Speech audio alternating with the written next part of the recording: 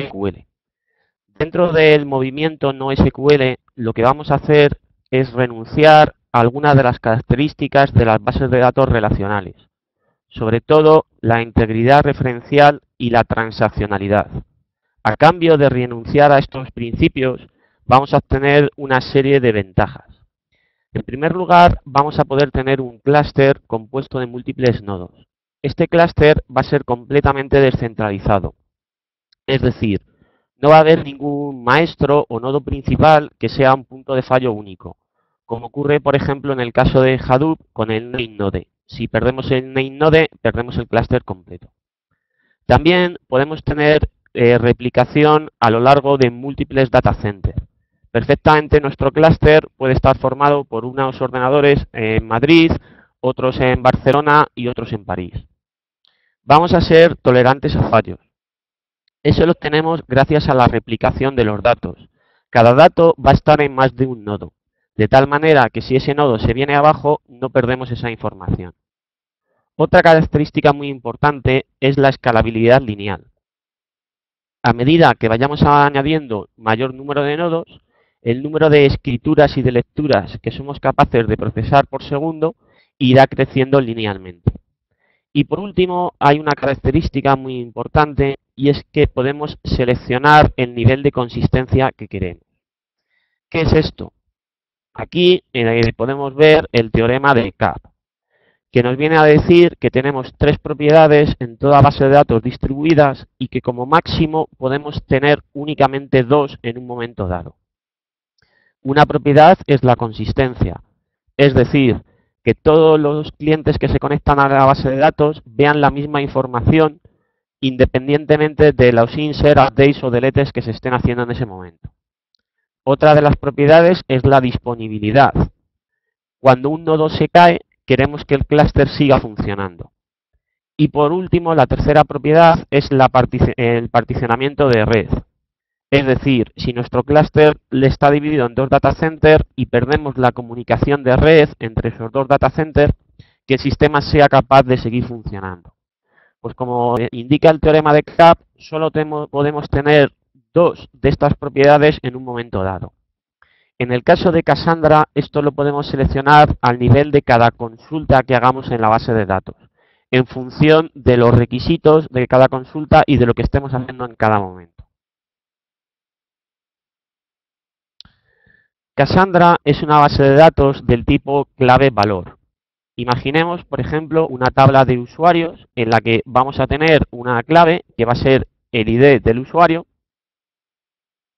que está asignada a un valor, es decir, al usuario completo, con su email y su nombre. Las inserciones, las modificaciones y las búsquedas son tremendamente rápidas, siempre y cuando trabajemos única y exclusivamente sobre la primary key. Es decir, no vamos a poder realizar una consulta en la que le pidamos dame el email dame el ID de un usuario que tiene este email, por ejemplo. De hecho, en las bases de datos NoSQL en general, vamos a tener el concepto de usuario y vamos a tener que modelar qué queries necesitamos sobre los usuarios.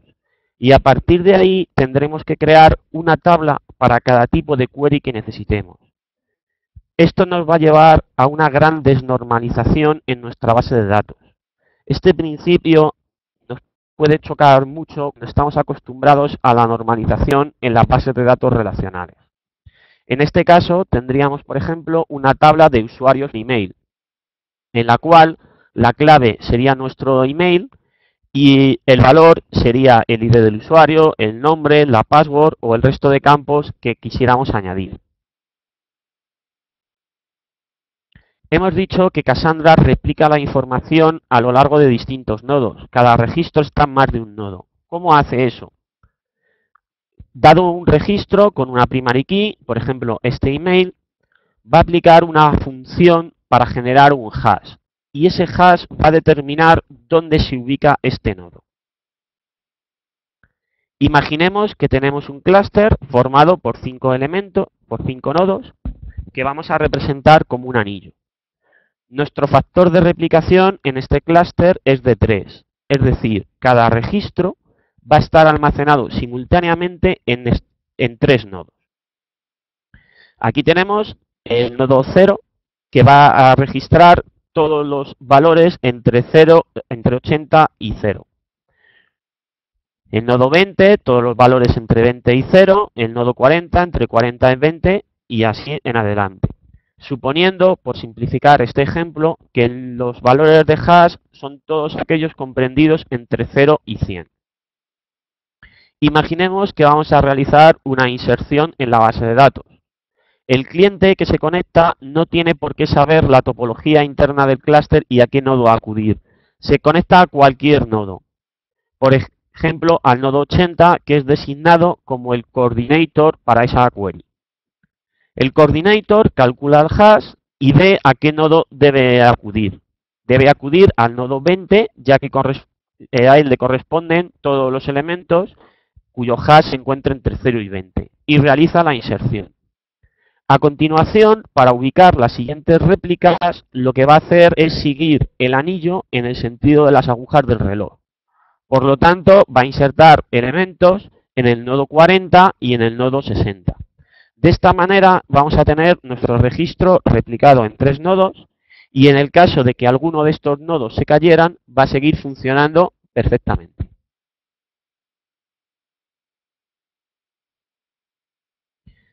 Bien, hemos dicho que podemos utilizar distintas topologías de red para nuestro clúster. Para eso se lo debemos indicar. La primera, la estrategia simple, es única y exclusivamente para pruebas en red local. La estrategia de red ya empieza a ser más interesante. Tenemos un Dynamic Snitch en el cual dinámicamente, en función del rendimiento y de la latencia que haya entre los distintos nodos, Cassandra va a decidir dónde ubicar estas réplicas. También podemos utilizar el Property File Snitch, en el cual hacemos una asignación de cada IP de máquina que forma nuestro nodo y le indicamos qué data center y qué rack dentro de ese data center está ubicado ese nodo. También disponemos de Snitch para poder desplegar nuestro clúster sobre la nube de Amazon. Tanto si utilizamos un único data center, que sería el EC2 Snitch, como si utilizamos múltiples regiones, que sería el EC2 Multi-Region Snitch. También podemos hacer la configuración a partir de las direcciones IP de red, utilizando el Rack Inferring Snitch. Aquí abajo tenemos un ejemplo. Podremos utilizar el segundo octeto de la dirección IP para indicar en qué data center nos encontramos, el tercer octeto para indicar qué rack dentro de ese data center y el último octeto para indicar qué máquina, qué nodo en concreto de ese data center estamos hablando. Esto es lo que utilizará Cassandra para distribuir homogéneamente las réplicas de los datos de manera que maximice el rendimiento y la disponibilidad de los datos. Al principio hemos hablado de distintos niveles de consistencia. ¿Cómo podemos seleccionar esto a nivel de cada query? Imaginemos que vamos a insertar nuestro dato, que tiene el hash de 18, que iba en los nodos 20, 40 y 80. Imaginemos que dos de esos nodos están caídos. Y nuestra query le indicamos que queremos el nivel de consistencia de 1. Como tenemos un nodo operativo, funcionará sin ningún problema. Si le indicáramos que queremos un nivel de consistencia de 2, aun habiendo uno de los nodos de esa réplica caídos, el sistema seguiría funcionando sin ningún problema. Lo que no podría utilizar un nivel de consistencia de 3, porque tenemos un nodo caído. Fijaros como a medida que aumentamos el nivel de consistencia, nos estamos alejando de la disponibilidad, porque necesitamos que más de los nodos de nuestro clúster estén activos en cada momento. El siguiente nivel de consistencia que vamos a ver es el ENI, en el cual le decimos que no es necesario que ninguna de las réplicas a las que les corresponde ese hash esté activa. Este modo únicamente sirve para las escrituras. Entonces, lo que va a hacer Cassandra es que el nodo coordinador va a almacenar internamente esa operación de escritura y tan pronto vuelvan a estar disponibles los nodos de réplica, la propagará. Fijaros que en este caso tenemos el nivel máximo de disponibilidad. Tenemos 5 nodos, de los cuales 3 están caídos y podemos seguir realizando nuestras inserciones. Pero nos estamos alejando del extremo de la consistencia, porque una vez que estos nodos vuelvan a estar activos, tardará un tiempo en propagarse estos registros a esos nodos. El tiempo será mayor cuantas más queries se hayan hecho mientras que los nodos estaban caídos. Y por último tenemos un nivel de consistencia muy importante, que es el quórum, en el cual le vamos a decir que queremos escribir en la mitad de las réplicas más 1. Imaginemos, por ejemplo, que vamos a hacer una inserción, este círculo que tenemos en rojo, que afecta a 2 nodos, y una lectura, que es la elipse que tenemos en verde, que afecta a otros 2 nodos. Si se realizaran muy seguidas en el tiempo, o incluso de forma concurrente, ya que estamos utilizando la mitad más 1, va a haber un solape entre la escritura y la lectura. De esta manera vamos a obtener un compromiso balanceado entre la consistencia y la disponibilidad de nuestro clúster. Por último, tenemos el nivel de consistencia que alcanza la máxima, que es el all. Pero nos alejamos al máximo del particionamiento de red y la disponibilidad, porque una escritura o una lectura de este estilo requiere que todos los nodos estén activos. En cuanto uno no estuviera activo, la lectura o la escritura fallarían. A continuación, vamos a empezar a ver el Cassandra Query Language, que como os comentaba, es muy parecido al SQL. Imaginemos que vamos a crear un keyspace, que es el equivalente a una base de datos en un sistema relacional. Con un create keyspace le vamos a indicar el nombre de la base de datos, o keyspace en este caso, que vamos a crear. A continuación, le indicamos la topología de red o simple que queramos utilizar. Y por último, le vamos a indicar qué data center componen nuestro clúster y además qué factor de replicación queremos utilizar dentro de cada uno de nuestros data centers. En Madrid tenemos una replicación de 3, en Barcelona de 6 o en París de 30. No tiene que ser todo el clúster homogéneo. En función de las necesidades, en cada uno de los data centers podemos utilizar un número mayor de nodos. Lo siguiente que vamos a hacer es crear una tabla. Con create table user le indicamos la primary key y los campos que componen nuestra tabla. Nuevamente, la estructura nos resulta muy similar al SQL, pero tenemos dos grandes diferencias. En primer lugar, como Cassandra es una base de datos clave-valor, es obligatorio que siempre indiquemos una primary key. En este caso, no podemos utilizar primary keys autoincrementales como hacíamos con una base de datos relacional. ¿Por qué? Porque garantizar que una primary key autoincremental no tenga duplicados cuando estamos hablando de un clúster distribuido entre múltiples data centers es muy costoso a nivel de red y de latencia, incluso de disponibilidad. Por eso, lo más habitual es utilizar un UUID, que es un algoritmo que permite generar una cadena de texto alfanumérica con grandes probabilidades de que no haya dos repetidos. Si queremos realizar una inserción en la base de datos, insert into user, le indicamos los campos que queremos insertar y veis que es exactamente igual que en el caso de SQL. A continuación, vamos a actualizar el nombre de un usuario. Aquí hay una gran diferencia. Fijaros, como hemos indicado, es necesario siempre indicar la primary key en el where. No podemos cambiar el email de los empleados de un determinado departamento o de un determinado proyecto, sino que siempre debemos utilizar nuestra primary key. Si queremos borrar un usuario, nuevamente tenemos que borrarlo por su primary key. No podemos borrar los usuarios de un departamento o los usuarios que tengan una fecha de creación anterior a una fecha determinada. A continuación vamos a hacer una consulta a nuestra base de datos y para eso ejecutamos un select asterisco from user y aquí tenemos nuestro resultado. ¿Qué pasaría si a continuación nosotros quisiéramos insertar un usuario por primary key, pero esa primary key ya existiera en la base de datos? Cassandra realiza una optimización muy importante para obtener un gran nivel de inserciones concurrentes. Y es que una inserción en base de datos no necesita de un acceso de lectura a disco. Al no realizarse este acceso de lectura a disco, la base de datos no tiene manera de garantizar que la primary key sea única. Entonces, este insert, si el usuario ya existiera, se va a comportar exactamente igual que si fuera un update. En el caso del update, en el cual fuéramos a modificar un usuario cuya primary key aún no existe, como tampoco realiza ese acceso de lectura a disco, se comportaría como un insert.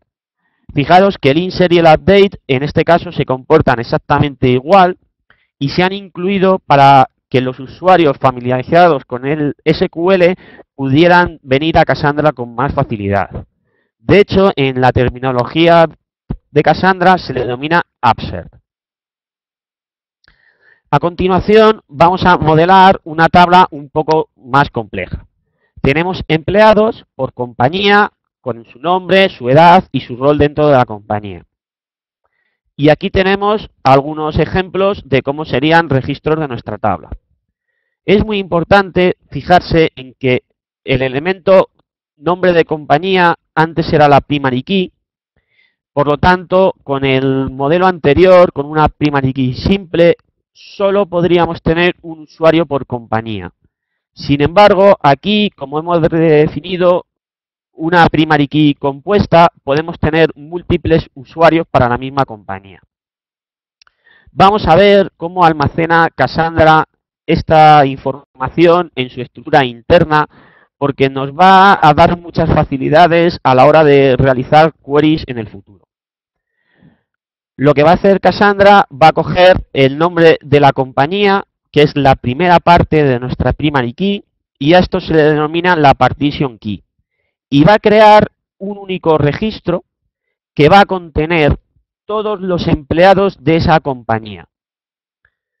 A continuación, para construir los nombres de las columnas, va a coger la segunda parte de la primary key, que es el nombre, y lo va a incluir en las columnas. Tenemos una columna con el nombre de Doe y otras columnas con el nombre de John. Lo siguiente que va a hacer es incluir el nombre del campo. Tenemos aquí la edad y tenemos aquí el rol. Fijaros que deliberadamente nuestro primer registro era John. Sin embargo, en la tabla el primer registro que aparece es Doe. ¿Por qué esto es así? Cassandra internamente va a ordenar las columnas alfabéticamente por el nombre de cada columna. Y esto nos va a simplificar las queries que nosotros realicemos. Si, por ejemplo, hiciéramos una query, podemos ver cómo aparecen dentro de una empresa los elementos ordenados por su nombre. ¿Por qué? Porque el nombre es la segunda parte de nuestra primary key y nos va a facilitar el realizar este tipo de consultas. A continuación vamos a tratar de modelar otro tipo de dato. Actualmente se habla mucho de proyectos de Smart Cities o el Internet de las Cosas, en los cuales se pretende coger un gran número de sensores distribuidos por el mundo que nos van enviando información que almacenamos en nuestra base de datos. Cassandra es la base de datos perfecta para este tipo de aplicaciones por su gran disponibilidad y su gran velocidad a nivel de escritura. Entonces podemos modelar utilizando el ID del sensor como primary key y la fecha como segunda parte de nuestra primary key, de tal manera que los registros para un sensor dado queden ordenados por su fecha cronológicamente. Teóricamente tenemos un límite de algo más de 2.000 millones de columnas por registro, Es decir, podríamos guardar más de 2.000 millones de valores de cada uno de nuestros sensores. Aunque tenemos un límite práctico de 100.000 columnas. A partir de este límite de datos en un solo registro, empezamos a tener penalizaciones respecto al rendimiento. Por lo tanto, si nuestro sensor nos enviara información muy rápido, podríamos acabar teniendo problemas a final de año. O si estamos modelando un sistema que almacena cotizaciones de bolsas, que en 10 segundos podemos tener 100 valores, podríamos acabar teniendo problemas de rendimiento. Entonces, ¿qué es lo que debemos hacer? Pues vamos a configurar una partition key compuesta, en la cual vamos a tener el ID del sensor y el año dentro de un paréntesis, indicando que esto realmente es nuestra partition key. Y aquí podemos ver cómo lo va a almacenar Cassandra internamente. Sensor 1 del año 2014. Y ahora realizáramos una consulta por ID de sensor, esto sería incorrecto, no lo podemos hacer, porque siempre debemos realizar toda consulta indicando la partition key completa, es decir, el ID del sensor y el año. Como en este ejemplo que tenemos, dame la información de este sensor para este año en concreto. Por el hecho de haber utilizado la fecha como segunda parte de nuestra primary key, podemos obtener los valores de un sensor entre un determinado rango de fechas. Por ejemplo, de esta manera obtendríamos los valores de este sensor en el año 2014 a partir del 11 de febrero.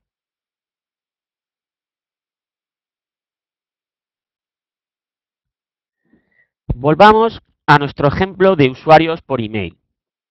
¿Cómo haríamos para crear un nuevo usuario? Tenemos que garantizar que nuestro email sea único. Una primera alternativa o tentativa podría ser hacer una select para asegurarnos que ese email no existe y a continuación realizar una inserción. Pero tenemos que tener en cuenta que estamos en un sistema distribuido y podríamos tener problemas de concurrencia entre dos intentos de insert simultáneos. ¿Cómo resolvemos eso? Con las transacciones ligeras. Lo que vamos a hacer es crear nuestro insert exactamente igual que antes y le vamos a indicar al final esta cláusula, if not exist. Esta query únicamente tendrá éxito si esta primary key no existiera ya en la base de datos. Si existiera, fallaría, por lo tanto, sabríamos que ese usuario con ese email ya existe. Hemos comentado que para la tabla de usuarios debemos modelar en función de nuestras queries múltiples tablas. Por ejemplo, usuario, usuario por email, usuario por departamento, usuario por proyecto. ¿Cómo vamos a hacer para que todas estas queries se inserten en la base de datos? No las vamos a enviar a la base de datos de una en una, sino que las vamos a agrupar en un batch y este batch se lo vamos a pasar en conjunto al nodo coordinator para que se encargue de realizar la inserción en la base de datos. Fijaros que el primero de estas consultas va a ser el insert por email y que indicamos la cláusula if not exist. De esta manera, si el email no existe, se ejecutará el batch en su conjunto y si el email existiera, por el hecho de que estamos en la primera de los insert de este batch, fallaría y no se ejecutarían el resto de insert. A continuación, vamos a ver algunos de los tipos de datos que tiene Cassandra que no existen en las bases de datos relacionales y que nos van a simplificar el modelado de datos y eliminar la necesidad de hacer joins con otras tablas.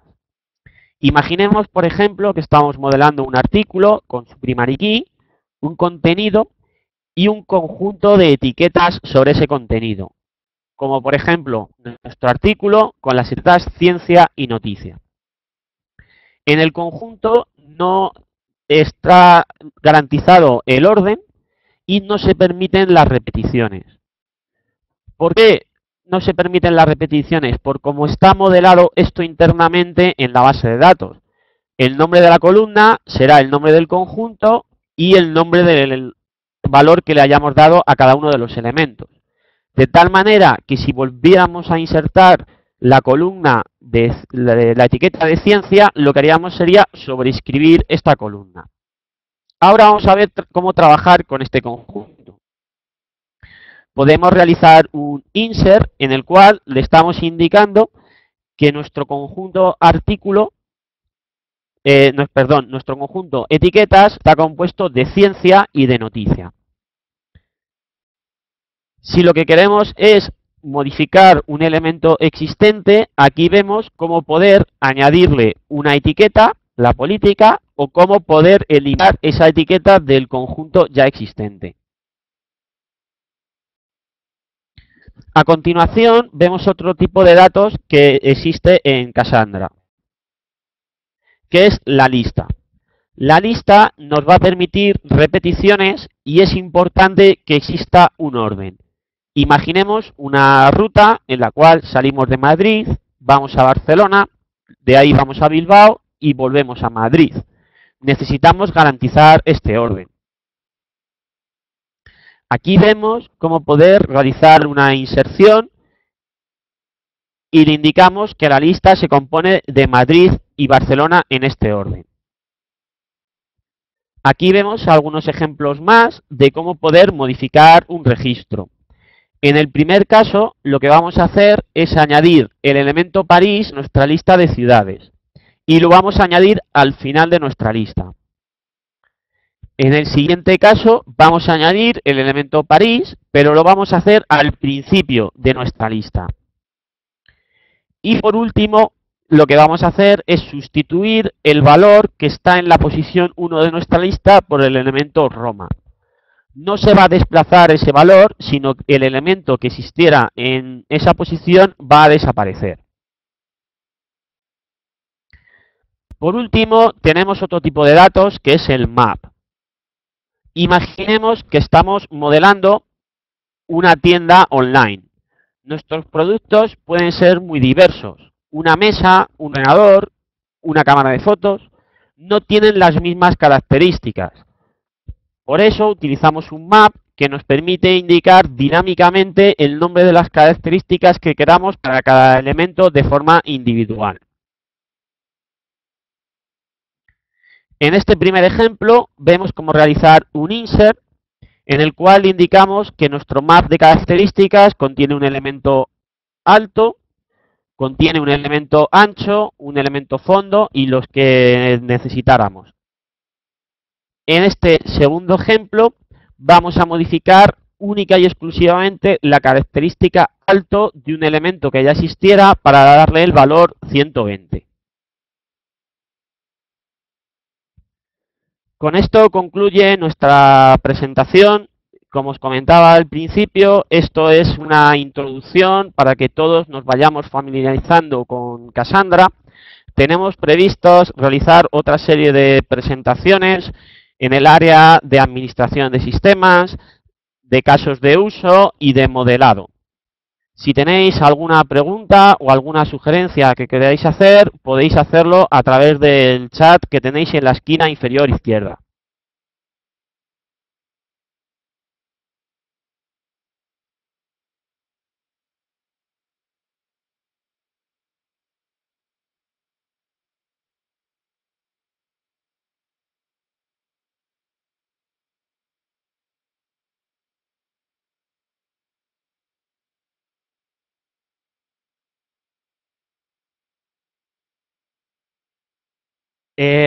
Raúl, la pregunta de casos de éxito con Cassandra es bastante amplia y de hecho nuestra intención es dedicar una presentación entera única y exclusivamente a eso. Muy posiblemente será aproximadamente en 30 días.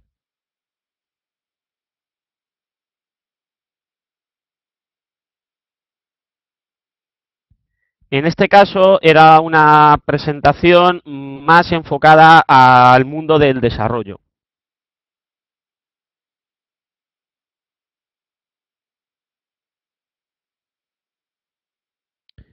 Antonio, cuando te refieres a insertar objetos Java en las tablas, ¿qué tipo de objetos quieres insertar exactamente? ¿Una jerarquía de objetos Java?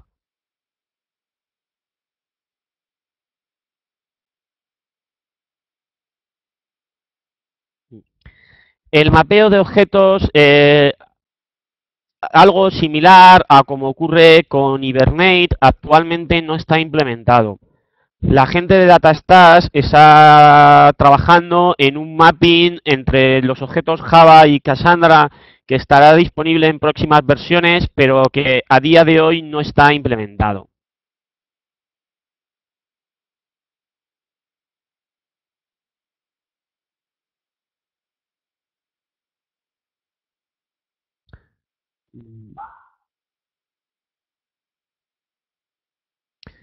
A ver. Respecto a MySQL, la principal diferencia, ten en cuenta que podemos manejar un volumen de lecturas y escrituras muy superior a lo que puede realizar MySQL. Incluso en un único nodo, los insert van a ser bastante más rápidos en el caso de Cassandra. También tenemos que tener en cuenta las condiciones de disponibilidad, porque en Cassandra podemos tener un clúster, el más grande en la actualidad tiene más de 400 nodos y eso está operado por Netflix.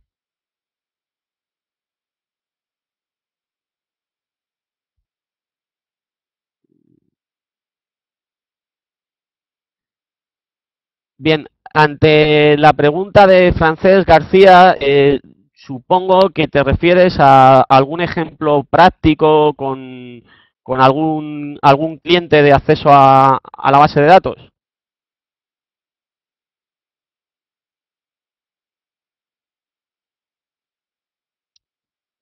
Bien, en principio no lo teníamos, no lo hayamos considerado, pero este tipo de eventos también quiero que sirvan para que nos transmitáis lo que queráis ver en eventos futuros. Eh,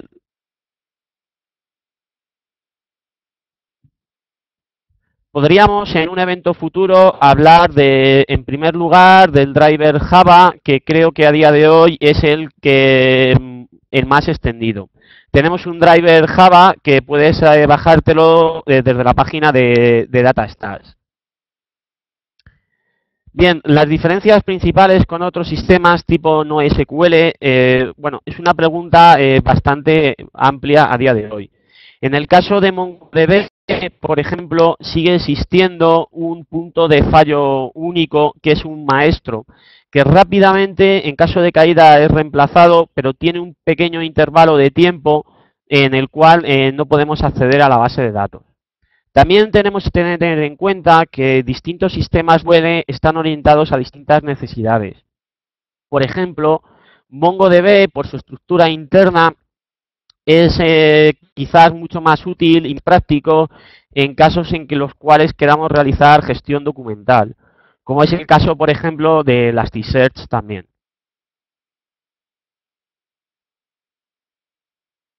Respecto a la pregunta de qué drivers hay para trabajar con Cassandra, como te indicaba, tienes el driver de Java y si accedes a la página de DataStash, existen múltiples drivers para .NET, para Node.js, incluso para C, C++, Python, hay infinidad de drivers.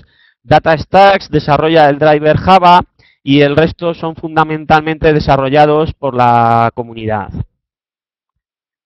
Respecto a la pregunta de cuál es la licencia que tiene Cassandra, el proyecto Cassandra está dentro de la Fundación Apache, por lo tanto tiene una licencia open source, puedes bajarte el código fuente, compilarlo y utilizarlo sin necesidad de ningún tipo de licencia. Existe una versión, la DataStash Enterprise Edition, que ya tiene distintos grados de licencia y te va a incluir soporte técnico 24/7, resolución de incidencias y algunos plugins para integración con otras herramientas, como por ejemplo integración con el sistema de computación de Hadoop, que es muy útil porque muchos proyectos dependen de Hadoop. También te va a permitir integrarte con el sistema de consultas de SOLR y además tienes una versión ampliada del Cassandra Ops Center, que es una herramienta web para administración y monitorización del clúster de Cassandra. Respecto a los motores de almacenamiento que maneja, es uno propio desarrollado única y exclusivamente para Cassandra y que está muy optimizado a la hora de las velocidades de acceso. De hecho, Cassandra, cada vez que escribe un archivo en disco, ese archivo es inmutable. Eso quiere decir que no se va a volver a modificar ese archivo en el futuro. Llegará un momento en que se descarte y se elimine, pero nunca más se va a borrar. Respecto a los futuros webinars, el siguiente que hemos planteado es uno de administración básica y el siguiente posiblemente sea uno de casos de uso o casos de éxito con Cassandra o, como han comentado a petición de algunos de los usuarios, cómo utilizar algunos de los drivers. Seguramente el de Java, porque a día de hoy es el más extendido.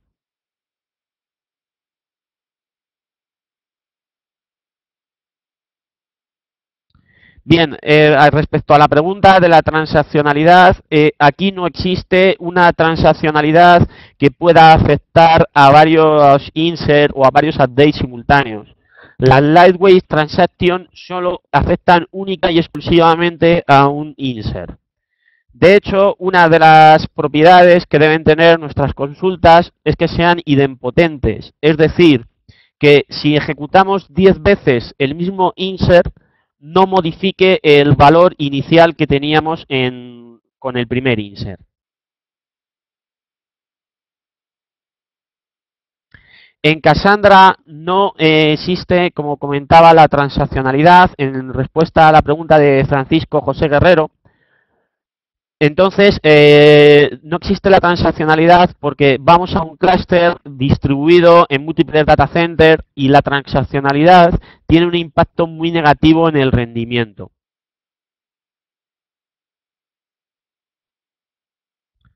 Respecto a la pregunta de John Maldonado, hay que tener en cuenta varios factores. El alto rendimiento a la hora de elegir Cassandra obviamente es un factor muy importante, pero debemos tener también en cuenta otro como es, por ejemplo, la disponibilidad. En el caso de que nuestro nodo principal caiga en una base de datos, ¿cuánto tiempo tardamos en volver a tener disponible el sistema? ¿Es ese tiempo admisible? En el caso de que eso no sea admisible, a lo mejor no necesitamos un nivel muy alto de lecturas y escrituras, pero solo el nivel de disponibilidad ya nos obliga a ir a una solución no SQL.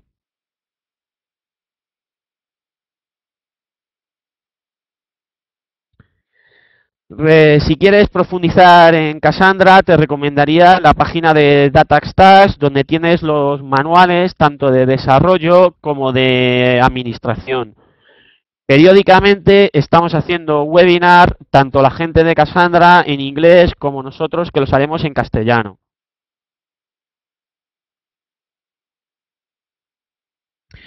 Bien, respecto a la pregunta de cómo se rebalancea el anillo cuando se añaden o quitan nodos, voy a darte una respuesta rápida porque lo vamos a ver en más detalle en el próximo seminario.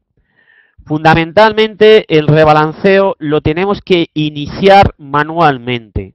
No se va a iniciar automáticamente. Entonces, en este caso, hemos visto que los hash son muy estáticos, por lo tanto, el añadir un nodo implicaría un rebalanceo casi completo y un movimiento muy grande de registros dentro de nuestro clúster. Sin embargo, en un sistema en producción utilizaríamos lo que se conoce como virtual nodes, en los cuales, si por ejemplo tenemos 5 nodos en el clúster, definimos 30 o 40 rangos de hashes distintos. De manera que a un nodo tiene en cada momento 8, 9 o 10 hashes. ¿Por qué? Porque en el caso de que se caiga un nodo, esa carga que se tiene que distribuir se va a distribuir entre todos y no entre los siguientes. Un segundo que voy a recuperar la diapositiva. En este caso, imaginemos que se cae el nodo marcado con aquí como 20. La carga del 20 en exclusiva la tienen que absorber entre el nodo 40 y el nodo 60. Sin embargo, con el Virtual Node, en los cuales tendríamos 20 o 30 rangos de hashes en cada nodo, al caerse el nodo 20, esa carga se asumiría por igual entre todo el resto de nodos de nuestro clúster. Entonces, el balanceo de la carga es mucho más dinámico. Bien, la instancia por default, lo que se considera mínimo para poder arrancar Cassandra, estamos hablando de aproximadamente unos 2 GB de RAM únicamente. Ten en cuenta que Cassandra fue desarrollada inicialmente por la gente de Facebook, que la utiliza a día de hoy internamente en sus sistemas, y uno de los enfoques que tiene es utilizar hardware de relativamente bajo coste, obviamente hablando de servidores, pero bajo coste, y se vio que es mejor tener 10 máquinas de servidor normales que 2 o 3 máquinas muy potentes. De hecho, desde DataStax no se recomienda en ningún caso tener más de 16 GB de RAM en los nodos, porque el aumento de coste de esas máquinas no compensa. Ampliando el número de máquinas tendríamos un mejor rendimiento. Respecto al próximo webinar, será aproximadamente dentro de 30 días, no te puedo decir la fecha exacta, pero enviaremos un aviso por email con tiempo y aparecerá también en nuestra cuenta de Twitter.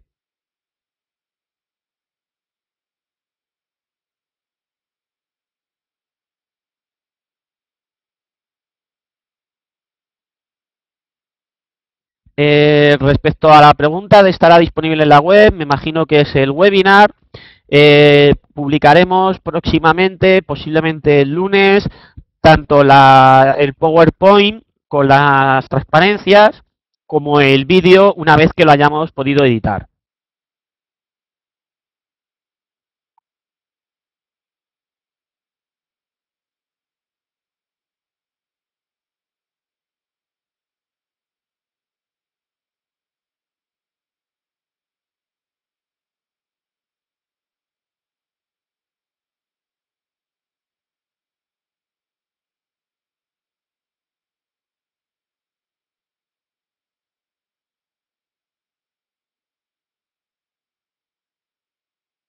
Respecto al próximo webinar, muy posiblemente sea el de administración básico para poder ir introduciendo una serie de conceptos que nos ayudarán a entender los siguientes.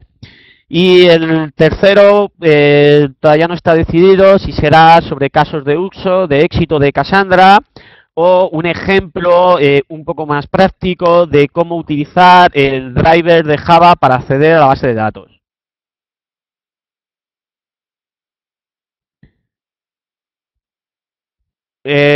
Ahora mismo te envían el enlace a la web de DataStax donde podrás encontrar los manuales de Cassandra. Respecto a los drivers, como os comentaba, existen para varios lenguajes. En la página de DataStax también lo tienen. Un segundo que te lo envío.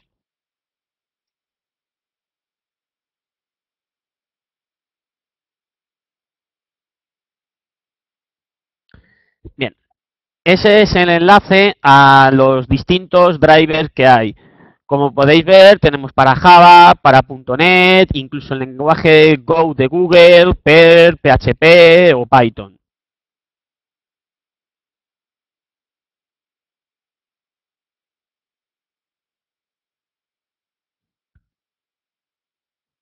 En el caso de Cassandra, es DataStax la empresa encargada de la difusión. En principio no hay cursos libres. Os puedo anunciar que a finales del próximo mes de marzo vamos a realizar un curso en Madrid y a principios de abril en Barcelona, tanto de desarrollador Cassandra como de administrador.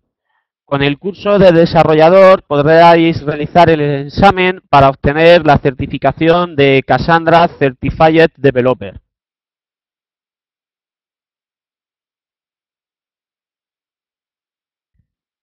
Lo siento, pero desgraciadamente a día de hoy no tenemos los cursos online. Desde DataStax se está trabajando en eso y una vez que estén disponibles os enviaremos el enlace.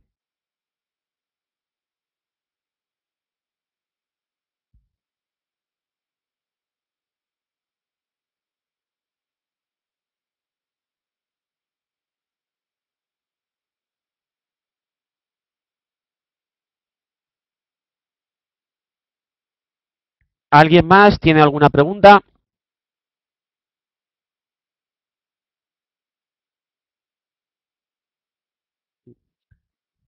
Con esto concluimos nuestro seminario. Muchas gracias por vuestra asistencia y espero veros el mes que viene en el seminario sobre administración básica.